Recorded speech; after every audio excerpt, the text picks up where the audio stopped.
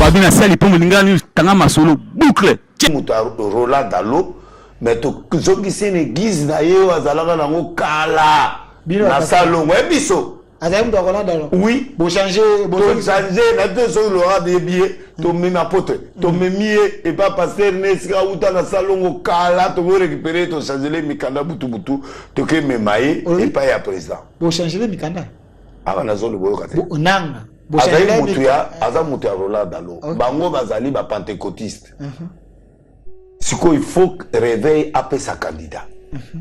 Biso candidat qui go présenter Zanan yé. Biso mota télémina ki biso za Kizamina. Yemta boyaki. Kizamina était à prophète mesure la boy abi tipo te bozo été tipo au changer biso face tipo dans mon éclair te encore so nani na avec Kizamina. Pasteur Kizamina. Je dis devant Dieu. Kizamina a raison. Oui. OK. Na kangisi bien Kizamina mundo na landi eti na ndaku na yi na récupérer aye 6 heures kozwanga yi tant aux ans à 6 heures na convaincre toke pas 15 heures to memani biso tu na ba mukuna na ba évêque nani tout toke to memie na et pas maison civile toke préparer le sa mukuna poto meme pas kabila nde biso ba topona yi nanga ananga zana ebi de lesi ke Paris bateau to imposer to salisi ba mikanda nyonso olo balanga va passer pe basa mafia to ndimi parce que on va passer pe on va basala makam na ndimi bo sala mafia na ba Kizamina na berenga so changer mikanda mais Kizamina boya hinae Kizamina boya ba mukuna na ba biso bokota na mafia to kotaki to ke bimisa tatoyo ole la comme na M23 yi dans vous a cause à ma belle mboka oyo bino na ba limisa na bisa bino ke ba bomba mboko za ba église. OK. Na ba politicien. OK. Na za fond. Na ke za ba limisa. To kei to bimise. To bimisi susu oyo nani Kadim. To bengani na nyoyo comme nani Rosar. Rosar alors. Vraiment to bimisi Rosar. To bengani to ke kotia Kadim. Kakao. Oyo camarade ya mutape perdre onani CG a pepper Sadar classe moko Kadima camarade batangaka ensemble. OK aba Rubero biso na se bango liboso na biso na Lumbashi Kadima Shadar Rubero batangaka bazako tanga bureau moko bakene étude bango nyonso bato mayele ye mayele Shadari mayele intelligent bango nyonso kama na ye. OK camarade Rubero camarade Sadari oyo mona OK batanga classe mona OK promotion moko OK oya ebinga kasapa ou ngana kasapa. OK yo wana sisa nous chitons il nous reste 3 minutes bakisa c'est quand même déjà bakisa c'est quand même déjà bakisa parce que biloko na olo parce que ça vie ya mboka pour biloko na loba et ça vie ya mboka pardon na sengi vraiment na mukonzi ya chaîne oyo na ebiye na sengi ye pardon après ça ta 10 minutes ta 15 ya pamba ta 6 likambo ye basali erreur omoni Kabila tango azalaki président na l'élection ils ont eu la majorité dans le PPRD FCC na mubaye ko bakisa ma grande partie ya ba députés ya FCC ya PPRD et puis FCC à l'entièreté baye ko bakisa ndambu et sali grande majorité siko yi na l'élection oyo IDP ça su ba député té parti au pouvoir devrait avoir plus de 250 députés ou 300 même mosaïque wana ils ont 50 ou 80 et coquille le président allait avoir même mise sur le programme de la télé, le programme du pays, le programme de ceci et cela. Il allait avoir le premier ministre, il allait avoir l'Assemblée nationale, il allait avoir le Sénat. OK? Mais le président, oyo ananyos, boyi, copé sa président majorité, sali, sangisa. 30 plus 30 plus 40, tout ça, et puis ça 300 ou 400. Pourquoi? Parce que nous devons maintenir cet homme. OK. En chantage. Bâtir la piège na bango de façon que ceux qui je parle de la part de Dieu. OK. Parce que ceux qui va réunir il devait s'abîmer à 78 députés ou 68 bango à 30, 40, 70, IDPS, à aux premier ministre, à aux amours, pour n'avoir son autorité. Mais les restes, il ne faut pas partager. C'est un plan bien tracé de ces gens-là avant. Et ils ont montré au président qu'on peut sa candidature dans IDPS, peut sa candidature indépendant ou bien Moutaboui. Piège. Donc, Kadima, c'est un pion. Mais là, bien, il y a Moutaboui. Ok. Attends, on va bien mal le ça 250 députés. Vrai ou faux? Attends, la vérité, papa. Les abongos politiques, les abongos. Ok. Attends, on va samoter que à Salibouy.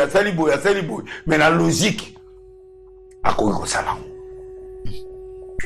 Après, si bango 78 sous 60 députés, bon ça ni non. Mosaïque nani bitumba ya poste yango moni, l'union sacrée domine sur le président de la République. Au lieu que le président domine sur l'union sacrée. Bah, considérez que c'est l'euro na yo. Et c'est l'euro na yete. Et c'est l'euro na bango. On va maintenir yé. Na se ya maï. Bah, il très bien que 2 mandats kaka soki sili to bloqué. Nde bazu. Premier ministre, bah, PC, moi la maswana. Maman la biswana. Bazu parlement, bah, PC caméra. Bazu nani mususu. Bapé Sénat, bapé si. Sama. Azam ti DPS. Azana makila ya IDPS. Yé Kamere. Azam makila IDPS. Ana vision IDPS. Les gens qui doivent animer les institutions doivent maîtriser la vision sociale d'Étienne Tshisekedi et de son fils. Moutouloga Kamere. C'est un bon leader, un bon politicien, je suis d'accord avec lui. Mais Kamere, c'est un candidat. Candidat président 2028. Oye, il ne va changer la constitution. Alors, changeons. Kamere, ça va député. De la part de Dieu. Vérité. Sur le podium, je parle ici en tant que nation. Après qu'il m'a c'est moi. Après le prophète qui m'a mboko ezanga. Ata baboye etali bango ba pesa ba preuve. J'ai donné toutes les preuves dans le monde entier et salement. Na lobaki na RTNC maladi moye ko ya kalate. Eza bima c'est ça. Babudanga eyate coroner ya. Ta on a comme na bande du coroner la ninga. Donc bref, j'ai donné des morts ya mose na pesi ba prophétie à nation ya minene nyoso mboko ekokisama. Alors, pour terminer, l'État nous fait défaut. Quelle est la voie de sortie au chef de l'État? Ce qu'a Yoki, Kakoyuko Bimarango. Mais il y a Yoki qui va trahir. Ok. Alors, Batouana Nyonso, il y a la guerre. Là-bas, Nanga peut venir prendre le pouvoir par Katanga, tout ça. Il faut Tchabkatangue. Ok. Fausse alerte. C'est lui qui protège d'un pays, une nation, c'est Dieu. Donc, conseil chef de l'État. Donc, nous avons le guerre des autres, c'est aussi là. Parce que la guerre, ils ont Congolais, na ba frontières, na ba Européens, na ba Américains. Alors, qu'est-ce qui se passe? Voici ma clôture. Pour recorriger cette histoire-là, il faut une transition. On a béni transition de reconstruction, de réconciliation et de la paix. Auto béni plan maréchal. Le pays dans le monde on a plan maréchal. C'est-à-dire, nous allons terminer mandat 1 an avant, nous préparons ce qu'on appelle une transition. Comment? Nous allons réunir tous les politiciens congolais. Il y a ma casse binonyoso, na ba papa il y a hôpital wana bango nyonso. Nous faisons un dialogue. Il faut permettre il y a pas possibilité mais dialogue comment retrouver l'argent pour reconstruire le Congo. Nous allons ouvrir le Congo à tous les partenaires extérieurs. C'est Dieu qui m'a parlé. Aux Indiens, aux Lingimbong, aux Lingi Diamant na biso, toi na diamant na Kivu, toi na diamant place, toi na au Lingi Diamant, yo Lingi Diamant, voilà l'exploitation diamant. Biso to sengi yo, bosa biso be aéroport nyonso ya Congo. Yo lingi ni coltan, ok. Ozana ni on a japonais, d'accord. Yaka. Au lieu de coopérer na ba rebelle yaka. Tala coltan placé ça, tala coltan plan.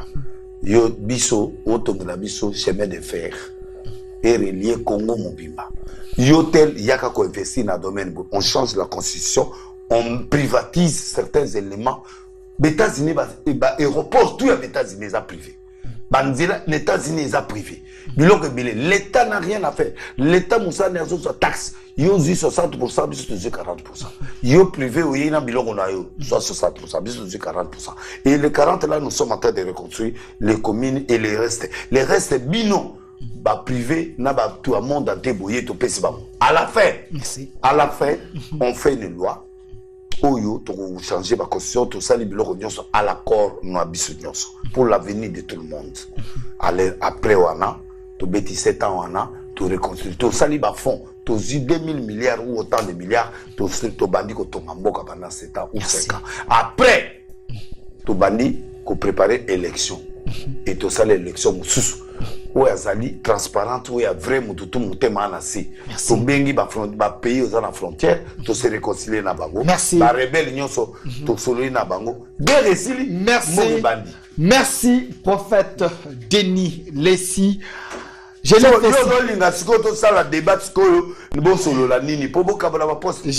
sciemment. Pour la deuxième partie de l'émission, tout dans la profondeur, il y a professeur. Merci d'avoir répondu à notre invitation. Merci beaucoup. Prophète de la nation, responsable et arche de Noé. Merci à vous et merci également à l'équipe qui m'a accompagné. J'ai vu l'assistance de M. Amos.